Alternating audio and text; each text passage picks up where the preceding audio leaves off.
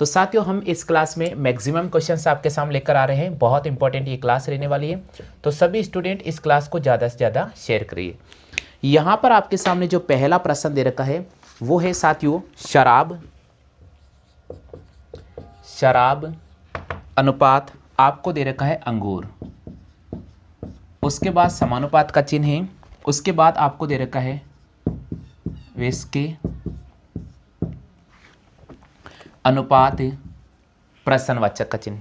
Option से आपके सामने पहला जो ऑप्शन है वो आपके सामने दे रखा है सेब, दूसरा जो ऑप्शन है वो आपको दे रखा है संतरा, तीसरा जो ऑप्शन है वो आपको दे रखा है आलू, चौथा ऑप्शन है आपके सामने वो दे रखा है जई। तो साथियों अगर आपको पहले प्रश्न का आंसर आता तो जल्दी से बता दीजिए आंसर क्या होगा। इसी प्रकार प्रश्न संख्या 2, देखिए पहले प्रश्न का जिन स्टूडेंट को प्रश्न का जवाब आता है फटाफट से कमेंट करें। दूसरा प्रश्न है जीत अनुपात आनंद, प्रश्नवाचक का चिन्ह है, उसके बाद समानुपात का चिन्ह है और फिर आपको दे रखा है दुख। ठीक है, चलिए ऑप्शन है हार निराश, ऑप्शन दे रखा है हार, बी ऑप्शन है निराश, सी ऑप्शन दे रखा है विषाद में, डी ऑप्शन दे रखा है आपको चीख। चलिए पहला प्रश्न और दूसरा प्रश्न, मेरे प्यारे स्टूडेंट्स अगर आपको इस प्रश्नों के आंसर आता है तो जल्दी से बताइए आंसर क्या रहेगा। बिल्कुल, शराब का जो उत्पादन होता है वो अंगूर से होता है, शराब का जो उत्पादन होता है वो अंगूर से होता है। ठीक उसी प्रकार जई से जो उत्पादन होता है वो विस्की का होता है। तो यहाँ पर आपको डी ऑप्शन राइट करना पड़ेगा।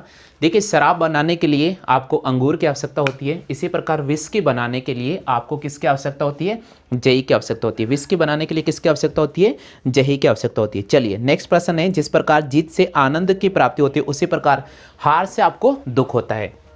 जिस प्रकार जीतते हो तो आपको बहुत खुशी होती है, आनंद होता है, उसी प्रकार अगर आप हार जाते हो तो आपको बहुत ज़्यादा दुख होता है। तो पहले और दूसरे प्रश्न का मैंने आंसर लिख दिया है, बिल्कुल आपने भी कमेंट किया होगा। इसी प्रकार बात करेंगे प्रश्न संख्या 3 और प्रश्न संख्या 4 की।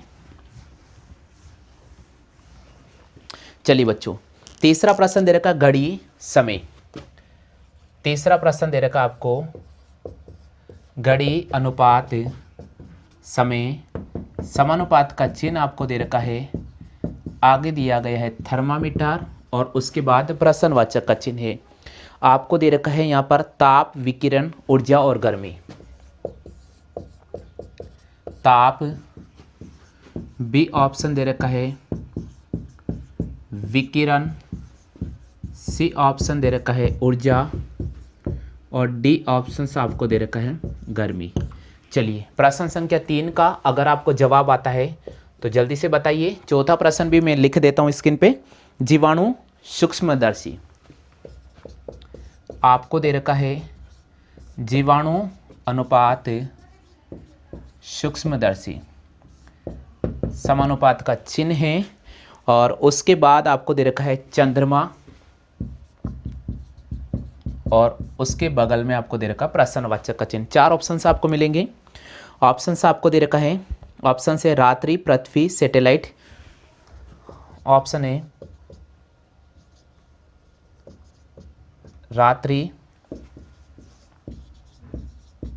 पृथ्वी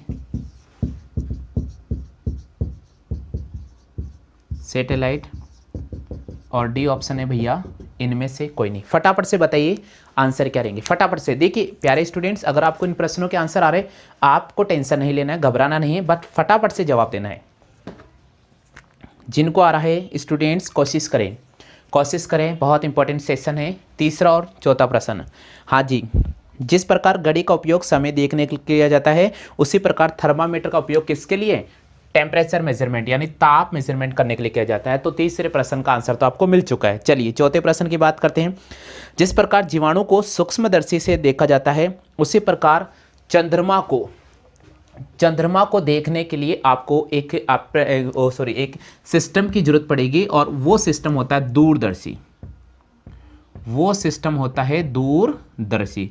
चंद्रमा को देखने के लिए आपको इस्तेमाल करना पड़ेगा दूरदर्शी, ना कि सैटेलाइट। रात्रि, पृथ्वी, सैटेलाइट, इनमें से कोई नहीं। तो यहां पर आपको इनमें से कोई नहीं राइट करना होगा। जिस प्रकार आप लिख लीजिए, जिस प्रकार जीवाणु को सूक्ष्मदर्शी से देखा जाता है, ठीक उसी प्रकार चंद्रमा को दूरदर्शी से देखा जाएगा। उसी प्रकार चंद्रमा को दूरदर्शी से देखा जाएगा। क्लियर हो गया। चलिए बात अपन करेंगे प्रश्न संख्या 5 और प्रश्न संख्या 6 की। चलिए बच्चों हम बात कर लेते हैं प्रश्न संख्या 5 की। पांचों प्रश्न आपको दे रखा है बाढ़ अनुपात पानी। बाढ़ अनुपात पानी समानुपात का चिन्ह है, आगे आपको दे रखा तूफान और फिर उसके बाद है प्रश्नवाचक का चिन्ह। 4 ऑप्शन आपको मिलेंगे, मिट्टी, गति, हवा और प्रकाश। पहला ऑप्शन है आपके सामने मिट्टी, बी ऑप्शन है गति, सी ऑप्शन है हवा और डी ऑप्शन है आपके सामने प्रकाश। ये आपको 4 ऑप्शन मिलेंगे। बाढ़ अनुपात पानी समानुपात का चिन्ह है, तूफान और फिर आपको देर का प्रश्नवाचक का चिन्ह। 4 ऑप्शन है मिट्टी, गति, हवा और प्रकाश। बिल्कुल कमेंट करके बताइए आंसर क्या रहेगा। आरआरबी 2009 में ये प्रश्न पूछा जा चुका है, एसएससी सीजीएल में ये प्रश्न पूछा जा चुका है। बिल्कुल। और छठे प्रश्न की बात करते हैं तो छठा प्रश्न आपको दे रखा है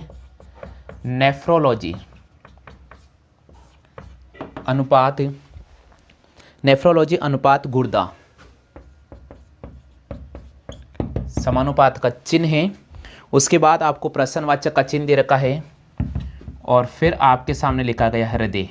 नेफ्रोलॉजी में गुर्दा का अध्ययन किया जाता है, तो आपको ये बताना होगा हृदय का अध्ययन किस में किया जाता है। ऑप्शंस आपके सामने दे रखा है, A haematology, B radiology, haematology, radiology, C option है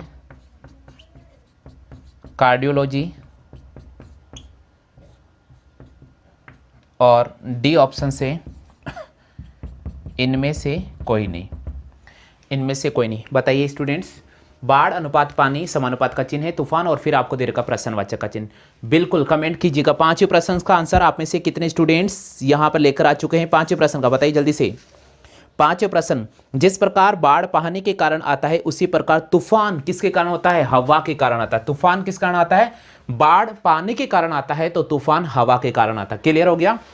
नेफ्रोलॉजी में गुर्दा का अध्ययन किया जाता है। इसी प्रकार कार्डियोलॉजी की अगर अपन बात करते हैं तो वहां आपका हार्ट का अध्ययन किया जाता है, यानी यहां पर हिमेटोलॉजी में तो रक्त का अध्ययन किया जाता है, रेडियोलॉजी में आपको पता है रेडियो विकिरणों का अध्ययन किया जाता है, तो यहां कार्डियोलॉजी को आपको राइट करना होगा। क्लियर हो गया। जिस प्रकार बाढ़ पानी से आता है यानी ज्यादा पानी हो गया तो बाढ़ आ गया। तूफान किससे आएगा? हवा अगर तेज चलेगी तो तूफान आएगा, तो यहां पर सी ऑप्शन को राइट करना होगा। और नेफ्रोलॉजी में गुर्दा, तो कार्डियोलॉजी में अपन हृदय का अध्ययन करेंगे। क्लियर हो गया। चलिए बात करेंगे प्रश्न संख्या 7 और प्रश्न संख्या 8 की।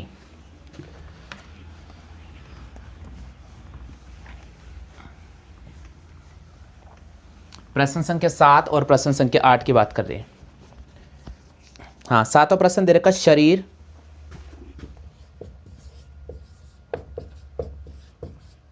अनुपात आपको दे रखा है पेट समानुपात है पुस्तकालय अनुपात प्रश्नवाचक का चिन्ह। चलिए ऑप्शन है रोकड़ पुस्तक विद्यालय, इनमें से कोई नहीं। ऑप्शन है रोकड़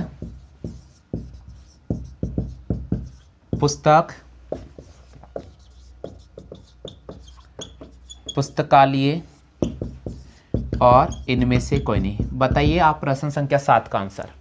7वें प्रश्न का आंसर सभी स्टूडेंट कमेंट करें जल्दी से।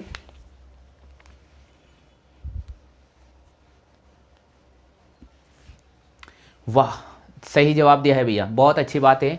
शरीर का जो मुख्य अंग होता है वो पेट होता है। शरीर का जो मुख्य अंग होता है वो पेट होता है। ठीक उसी प्रकार अगर हम लाइब्रेरी की बात करें, अगर हम पुस्तकालय की बात करें, तो वहाँ पर जो मुख्य अंग होगा वो पुस्तक होगी। वहाँ पुस्तकालय का जो मुख्य अंग होगा वो क्या होगा? पुस्तक होगी। क्या होगा? पुस्तक होगी। तो यहाँ पर आपको कौन सा ऑप्शन को राइट करना होगा? यहाँ पर आपको बी ऑप्शन को राइट करना होगा। क्लियर बात? चलिए 8वें प्रश्न की बात कर लेते हैं। 8वां प्रश्न दे रखा है राजा सिंहासन। राजा अनुपात सिंहासन, समानुपात का चिन्ह आपको दे रखा है। उसके बाद में दे रखा है सवार अनुपात प्रश्नवाचक का चिन्ह।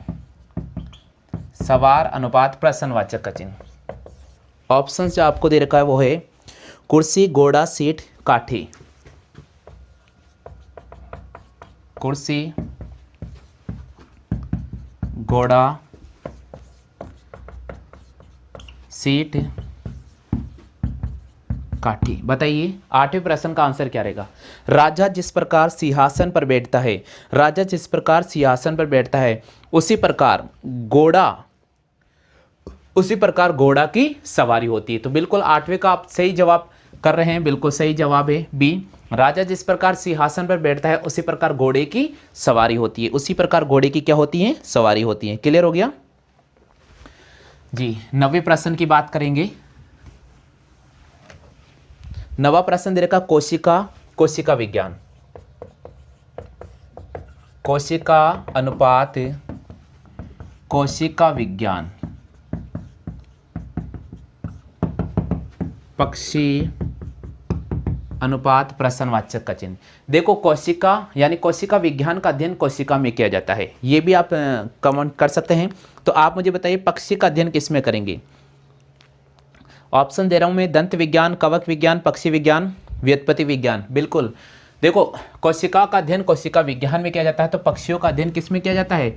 पक्षी विज्ञान में। किस में किया जाएगा?